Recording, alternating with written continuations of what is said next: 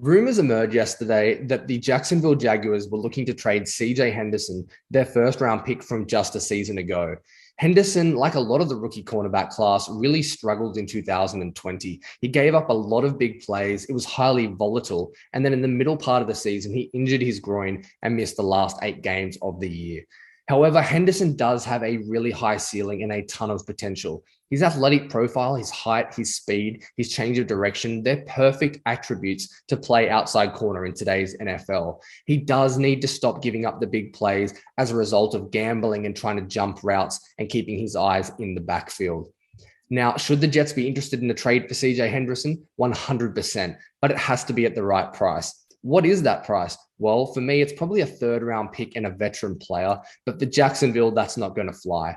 I'd suggest the Jets would have to part ways with their Carolina second round pick that they got in the Sam Darnold trade, around the 40th to 50th pick in the draft in 2022. The danger for the New York Jets is that teams don't often give away their sophomore first round draft picks, especially when they're at the corner position. So the Jags may know something the Jets don't, but if it all comes back clear, I'd love the Jets to be in the market for CJ Henderson and pair him with Bryce Hall on the outside.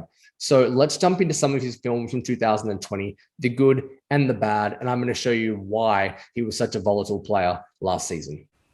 Where I wanted to start the Henderson review was looking at the week one clash against Indianapolis, his first exposure to NFL football.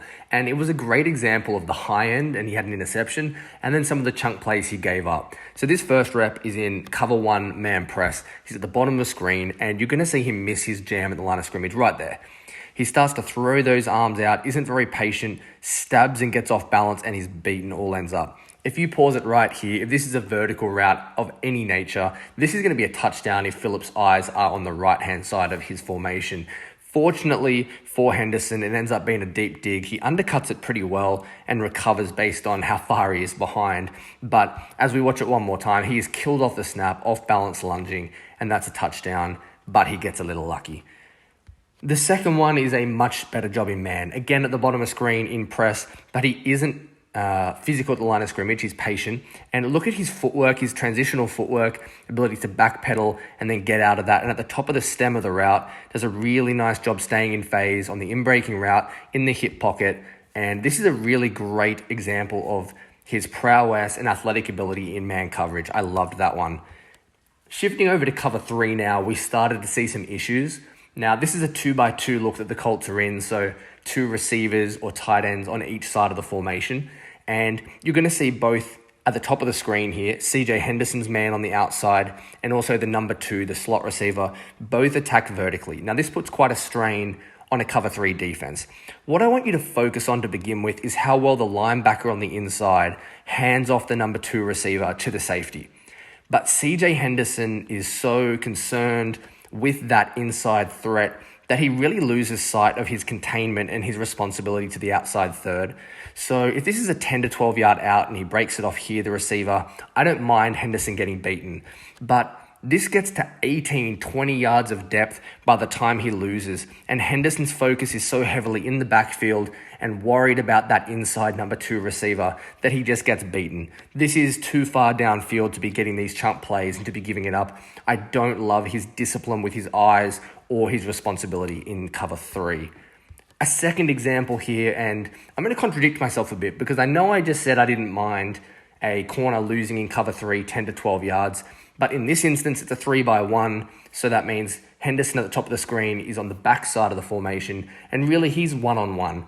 If the number 3 receiver on the field side of the formation starts to come across on a speedo or a crossing route, then that threatens his zone. But as we let it roll here, there's none of that. You just see a little sit over the middle from the tight end. So it's really man-on-man for Henderson on the outside. There's no other threat to his zone. Look right here. There's nothing else coming into his area.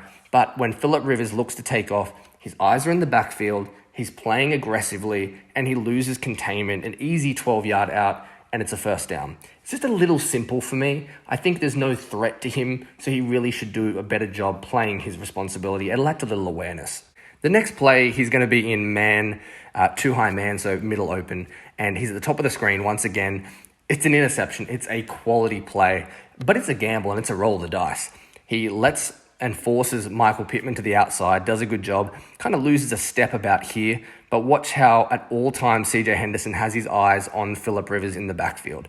Philip Rivers, ball back, separated, away to go, and he jumps that out route, leaves his responsibility and picks it off and takes it back 20 yards. It's a fantastic play and it's exciting to watch. And this is where I see Marcus Peters. It's a gamble. It's feast or famine a lot for CJ Henderson, and you saw it throughout the 2020 season. But watching it one more time, the outside release, uses the leverage, comes off his responsibility, does a really good job reading the eyes, and gets the interception. That's the good side of when he takes those gambles. For this play against T.Y. Hilton, it's man-to-man. Henderson's at the bottom of the screen. It's a cover one hole look, so there's no deep help to the middle of the field. And Hilton's going to run a slant. Henderson does a really good job being physical at the line of scrimmage, gets a hand on him. He gets a little lucky right here as he starts to break it off. There's a little grab at the stem of the route, but does a good job keeping contact and forces the incompletion. Does he get there early? Look, probably, but he plays to what the referee allows, does a nice job in man coverage here in the red zone, which is one of the toughest things for a rookie cornerback to do. So I really liked that rep, a good way to finish the Colts game. Two plays from later in the season now. This one against the Texans in week 9, and Henderson's playing off-man coverage. Look, it's probably cover 3, but because of his responsibility, it's man-on-man, and he does a really nice job trusting his feet on this out route. Eyes just peeking in the backfield a little bit, but he's really watching the receiver and breaks on that ball to cause the pass breakup. Again, in off coverage, he just has more time. He has really good feel. He's able to play with his eyes in the backfield and break on that out route in front of him. Really nice job, good acceleration and closing speed, and gets his hands on the football. Really like that play. Last one, again, just shows a little over-aggressiveness. We got Keenan Allen versus CJ Henderson, top of the screen. It's 3rd and long, and the helps to the inside. So CJ Henderson's going to funnel him to the inside. But watch as Keenan Allen starts to plant that foot and come to a little whip route. He just can't stay with him. He gets way overcommitted to the slant, tries to jump it, and then it's an easy first down to Keenan Allen, who takes it 13, 14 yards. It just really highlights how aggressive and over-aggressive he is at times. And even though he made a lot of good plays, it also cost him a ton of yards. So that'll do it for our CJ Henderson review today.